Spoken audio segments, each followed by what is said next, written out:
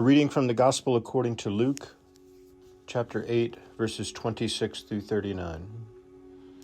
Then they arrived at the country of the Gerasenes, which is opposite Galilee. As he stepped out on land, a man from the city who had demons met him. For a long time he had worn no clothes, and he did not live in a house, but in the tombs. When he saw Jesus, he fell down before him and shouted at the top of his voice, "What have you to do with me, Jesus, Son of the Most High God? I beg you, do not torment me." For Jesus had commanded the unclean spirit to come out of the man, for many times it had seized him. He was kept under guard and bound with chains and shackles, but he would break the bonds and be driven by the demons into the wilds. Jesus asked him, "What is your name?" He said, "Legion," for many demons had entered him. They begged him not to order them to go back into the abyss. Now there was on the hillside a large herd of swine was feeding, and the demons begged Jesus to let them into these, so he gave them permission. Then the demons came out of the man and entered the swine, and the herd rushed down the steep bank into the lake and was drowned. When the swineherd saw what had happened, they ran off and told it in the city and in the country. Then people came out to see what had happened, and when they came to Jesus, they found the man from whom the demons had gone sitting at the feet of Jesus, clothed and in his right mind, and they were afraid. Those who had seen it told them how the one who had been possessed by demons had been healed. Then all the people of the surrounding country of the Gerasenes asked Jesus to leave them, for they were seized with great fear. So he got into the boat and returned. The man from whom the demons had gone begged that he might be with him, but Jesus sent him away, saying, "Return to your home and declare how much God has done for you." So he went away, proclaiming throughout the city how much Jesus had done for him.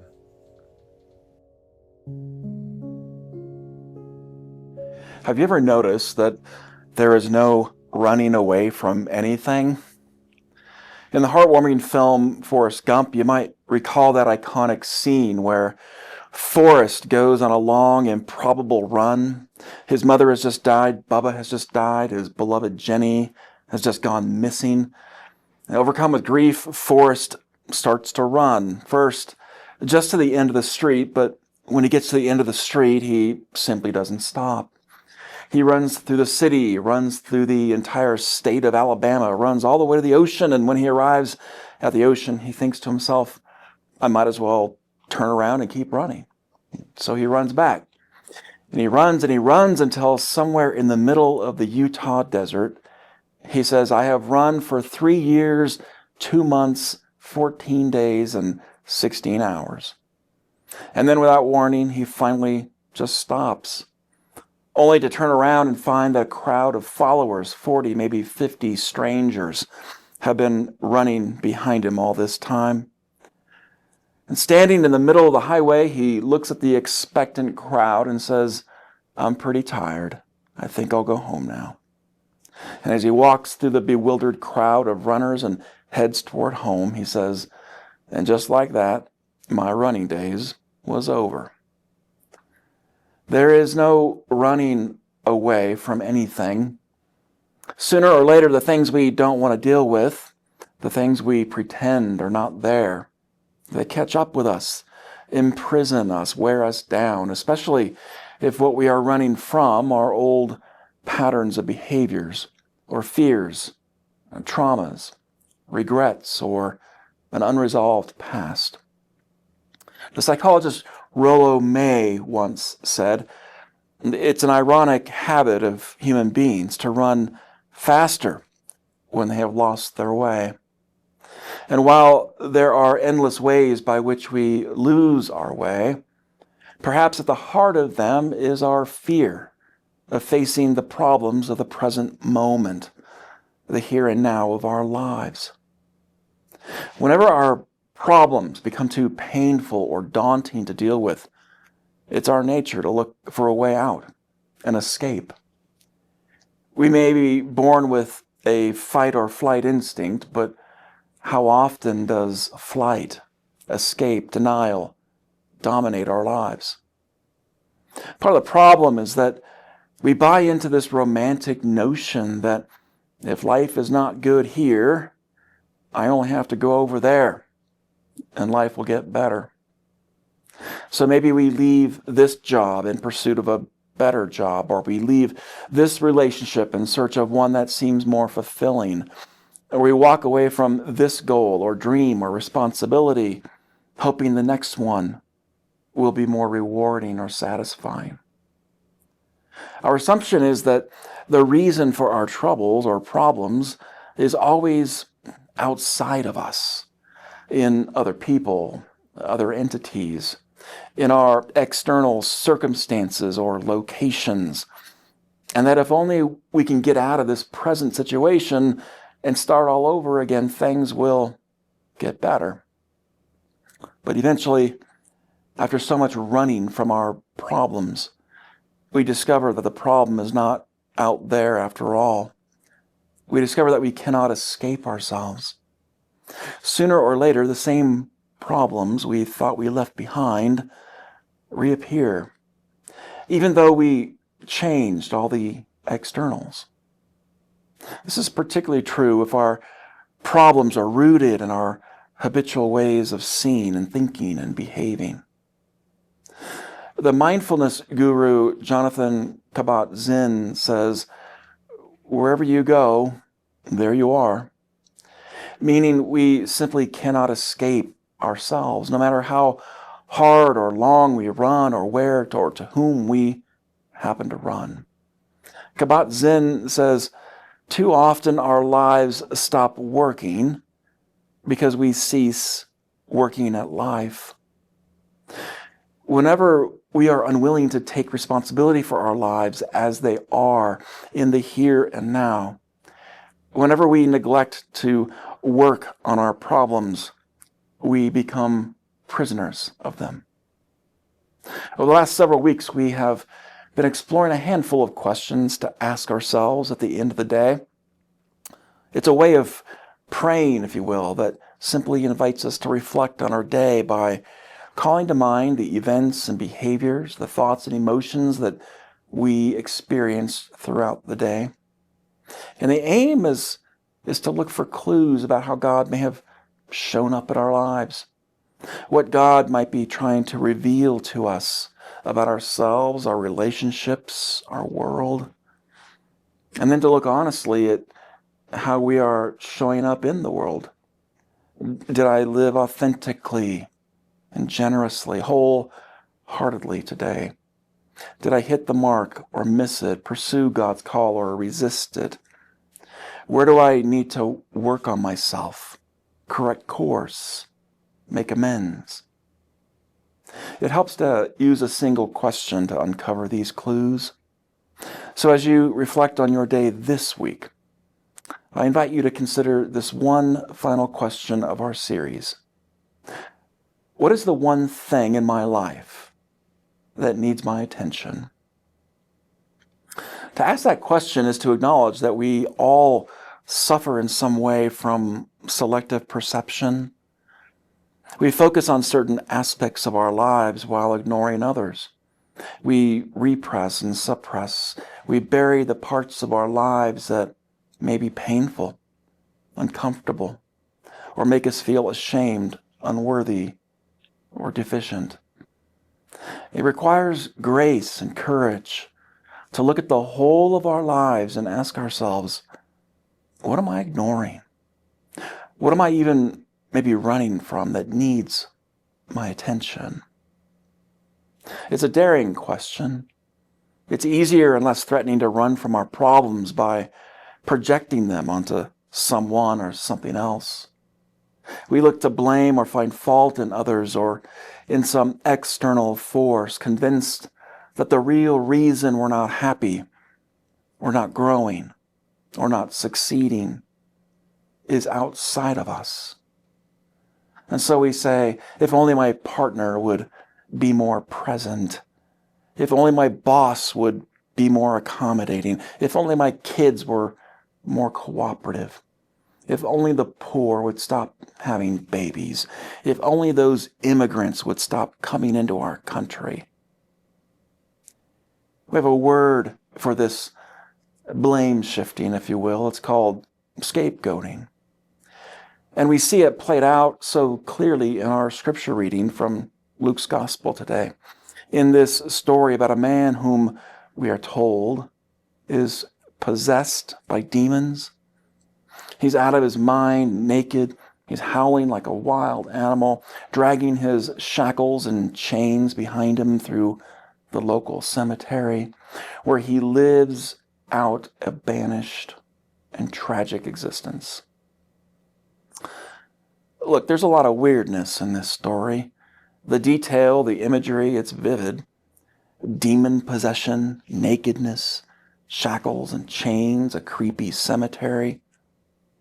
This story feels like a strange mashup of Stephen King's Pet Sematary and Tom Hanks' character in Castaway, and an episode or two of Naked and Afraid, with a little dash of One Flew Over the Cuckoo's Nest. But all that aside, it's a profoundly sad story.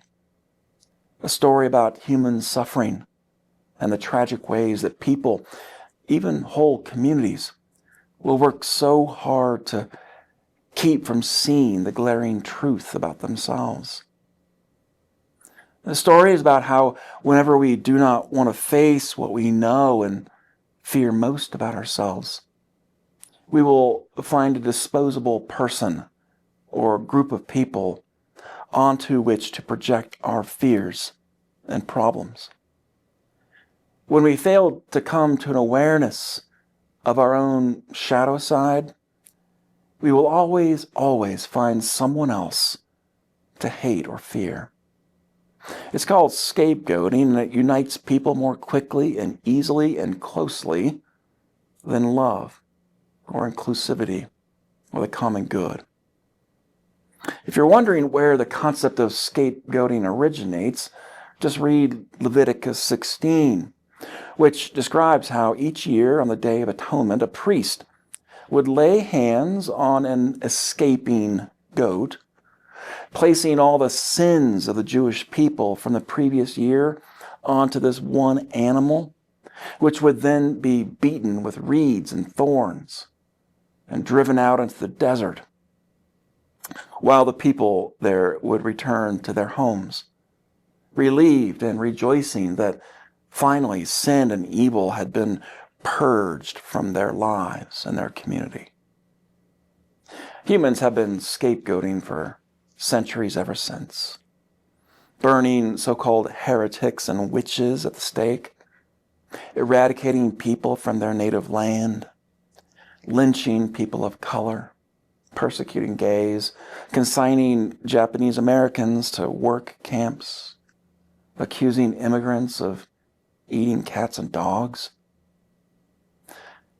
Whenever a so-called sinner is isolated and excluded, our fragile ego feels relieved and safe. But of course, it doesn't last. It only works for a while. Scapegoating never really eliminates the problem when the problem really dwells within us. Jesus approaches this so-called demon-possessed man in our story. His hair is matted, his body naked and bruised, covered in dirt and sores, eyes burning with fury, broken chains dangling from his wrists and ankles. When Jesus searches the fevered eyes of this man, looking for a way through the wreckage and into the heart of him, he sees that he is unclean. The word here in the Greek is akatharta, which we get the word catharsis from. It means to purge, to be cleansed from what troubles you. We've all experienced catharsis, the releasing of our emotional burdens to find genuine relief. Catharsis can come from a good hard cry, or a candid conversation with a trusted friend, or a long walk in the woods alone, or an honest session with a therapist. Afterward, we would say that was cathartic. But this man in the story is acathartic. Without catharsis, he is unclean, unpurged. Jesus looks into the soul of this man, searching for what it is that needs catharsis. What is it that imprisons this man? When Jesus asks the man his name, the truth is revealed.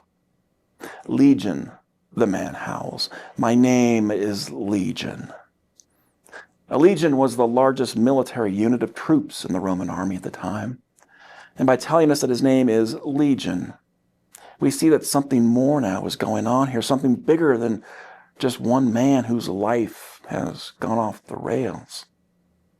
Maybe he really is possessed by something demonic, a disease, a schizophrenia, anxiety, addiction, our inner demons that come in many forms. But by telling us his name is Legion, we now know this man has become a scapegoat for his whole community. A community that is occupied by the demonic, violent forces of the Roman Empire. This man is a scapegoat. Upon him has been cast the sin and evil of their collective oppression. The region of the Gerasenes, like all of Israel, is possessed by a powerful demon. Legions of enemy soldiers that have subjugated and oppressed the Jewish people for years. And this demon occupation is a reality about their lives they cannot acknowledge or come to terms with. Because they hate this truth about themselves, they find a scapegoat, a man whom they have called Legion, to carry their anger and fear, to suffer their shame.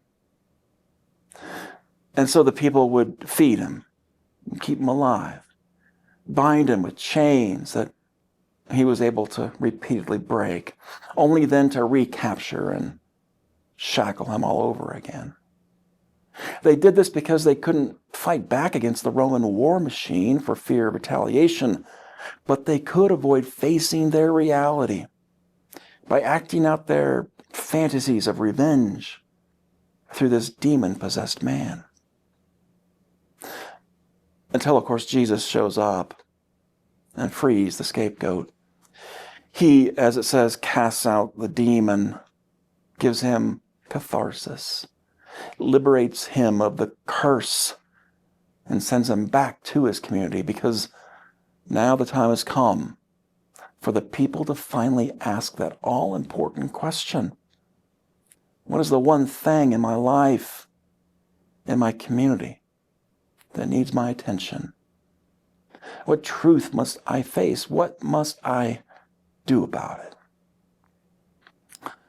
We all have our scapegoats. Sometimes we make ourselves the scapegoat. We blame ourselves, assuming we cannot change or escape from this or that problem in our lives, or that we are the problem in someone else's life. We might assume that we are so damaged beyond repair, so incapable of change, or so burdensome to others that we must run away, remove ourselves from the scene. Sometimes we scapegoat others. We blame them for our problems, why we are the way we are, why we seem unable to change. Or we project our own onto others the very characteristics about ourselves that we dislike or reject, or the fears and shadows we cannot reconcile. Sometimes we even scapegoat God falsely assuming that our problems, traumas, disappointments in life are somehow God's will, or God's punishment, or some predestined fate. And so we blame God for not fixing us or changing us, and we run from God. But the story says that Jesus comes not only to liberate our scapegoats, but to free us of our scapegoating ways, to reveal to us whatever it is in our lives that needs our attention, to challenge us to take responsibility for our lives, our futures, by no longer running from them. What's the one thing in your life that needs your attention? The wonderful writer and poet Thomas Lynch wrote candidly about his chronic struggle with alcoholism. It was an illness that had been passed down in his family, and when he finally entered recovery and sobered up, his life began to change, but then his 14-year-old son began struggling with the same disease.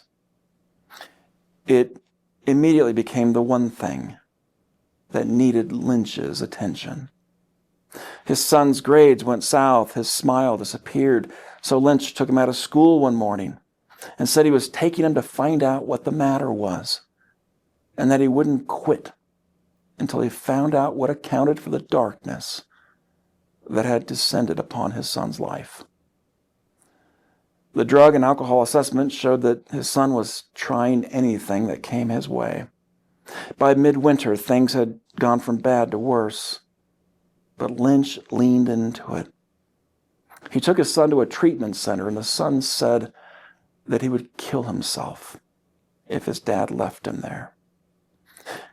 And Lynch said there was a calm in his voice that said he wasn't bluffing. But this is where Lynch, instead of running from the problem, ran toward it instead. He told his son that he was already killing himself, that if he was going to be dead either way, at least he wouldn't die of a father's denial. If you killed yourself, he said, I would miss you terribly. I'd never forget you, always remember you, but I would survive. Lynch said, calling this bet broke something inside, and my son survived. What's the one thing in your life that needs your attention? If you're looking for clues to help you spot that one thing, ask yourself this. What am I blaming others for that I need to own?